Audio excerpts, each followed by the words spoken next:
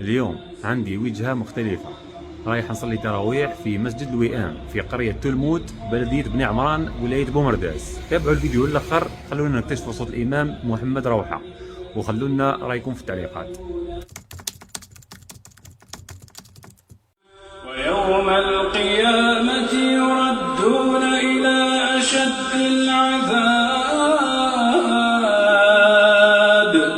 وما الله بغافل عما يعملون. أولئك